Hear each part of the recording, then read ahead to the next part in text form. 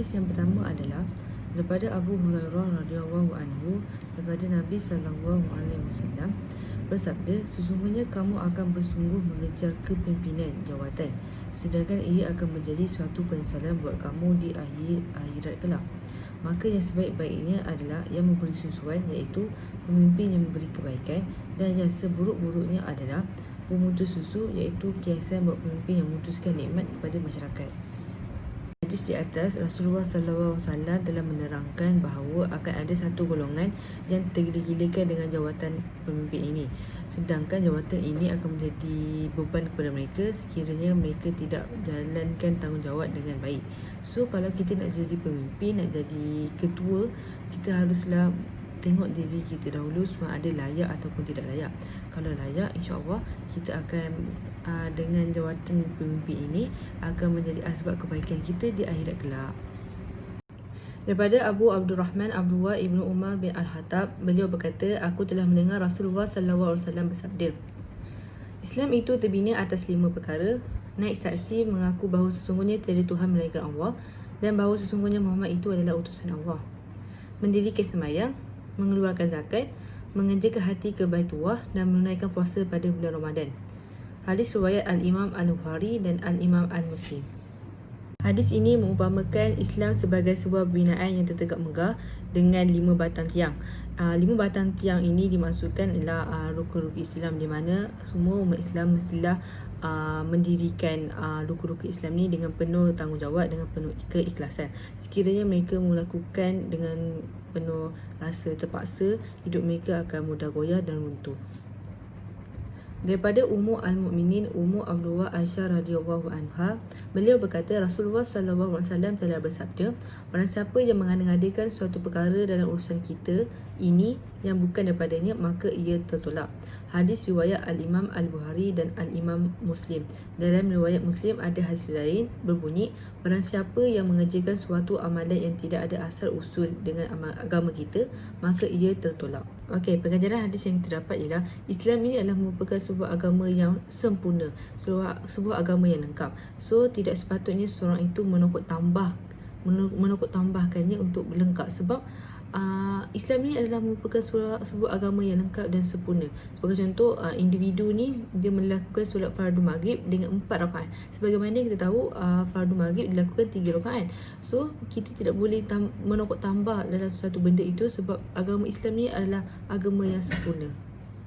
Hadis yang seterusnya daripada Abu Hurairah radhiyallahu anhu, bahawa seorang lelaki berkata kepada Nabi sallallahu alaihi wasallam, iaitu, berikan daku wasiat. Baginda bersabda, janganlah engkau marah. Lelaki itu mengulangi soalan itu beberapa kali. Baginda tetap bersabda, janganlah engkau marah. Hadis riwayat Al-Imam Al-Bukhari. Hadis ini menerangkan betapa sifat marah perlu dihindari oleh semua umat Islam dan semua masyarakat di dunia ini.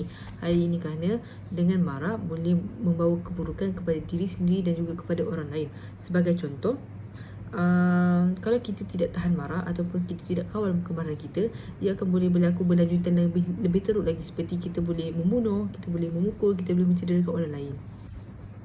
Hadis yang seterusnya, hadis diriwayatkan oleh Al-Imam Muslim daripada Abu Sa'id Al-Khudri radhiyallahu anhu, beliau berkata, aku mendengar Rasulullah sallallahu alaihi wasallam bersabda, barang siapa di kalangan kamu melihat satu kemungkaran, maka hendaklah dia mengubahnya dengan tangannya.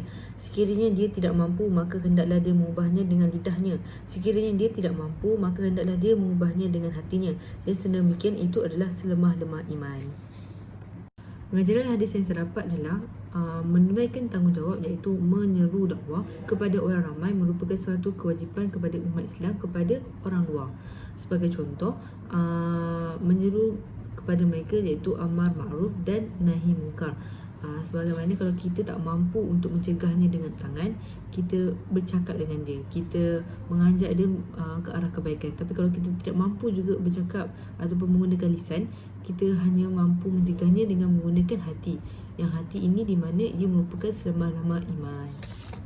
Hadis yang seterusnya, hadis diriwayatkan oleh Al-Imam Muslim daripada Abu Hurairah radhiyallahu anhu, beliau berkata, Rasulullah sallallahu alaihi wasallam telah bersabda, janganlah kamu saling dengki-mendengki, tipu-menipu, benci-membenci, belakang-membelakangi antara satu sama lain. Janganlah sebahagian kamu menjual barangan atas penjualan orang lain, hendaklah kamu menjadi hamba-hamba Allah yang bersaudara. Seorang Muslim adalah saudara bagi seorang Muslim. Dia tidak boleh menzaliminya, membiarkannya dalam kehinaan, membohonginya dan menghinanya. Ketakwaan itu di sini sambil baginda menunjuk ke dadanya sebanyak 3 kali. Cukuplah seorang itu mendapat keburukan apabila dia menghina saudaranya yang Muslim. Setiap orang Muslim, kata Muslim itu, haram darahnya, hartanya dan maruah dirinya. Pengajaran hadis yang saya dapat ialah hadis ini menganjurkan satu cara hidup bermasyarakat yang pastinya membawa kepada keharmonian hidup, di mana cara hidup yang mempamerkan keluhuran budi dan kemuliaan akhlak. Sebagai contoh, umat Islam melarang umatnya dari saling hasad dengki berengki, membelakangi antara satu sama lain, tipu menipu, benci membenci, kerana kalau kita melakukan perkara tersebut hanya akan membawa kepada keburukan, hanya membawa kepada keruntuhan akhlak, hanya akan membawa kepada kemusuhan antara satu sama lain. So di sini hadis ini mengajak kita supaya kita saling menjaga akhlak antara satu sama lain supaya kita dapat hidup secara harmoni dan aman dan damai. Hadis yang seterusnya daripada Amirul Mukminin Abu Hafsin Umar ibnu Al-Hattab radhiyallahu anhu berkata, aku mendengar Rasulullah SAW bersabda bahawa sesungguhnya setiap amalan itu bergantung kepada niat, dan bahawa sesungguhnya bagi setiap orang apa yang diinginkan. Barang siapa yang hijrahnya menuju kepada Allah dan Rasulnya, maka hijrahnya kepada Allah dan Rasulnya. Barang siapa yang hijrahnya kepada dunia yang dia mahukan, mencari habuannya, atau kerana seorang perempuan yang ingin dia kahwini, maka hijrahnya ke arah perkara yang ditujuinya. Hadis ini diriwayat oleh 2 orang imam ahli hadis, iaitu Abu Abdullah Muhammad ibnu Ismail dan Abu Al-Husain Muslim ibnu Al-Hajjaj ibnu Muslim. Pengajaran hadis yang saya dapat ialah niat ni sangat penting dalam kehidupan seharian kita. Sebagaimana sebelum kita melakukan suatu perbuatan tersebut, kita mestilah dihadiri dengan niat. Kita mestilah bermula dengan niat.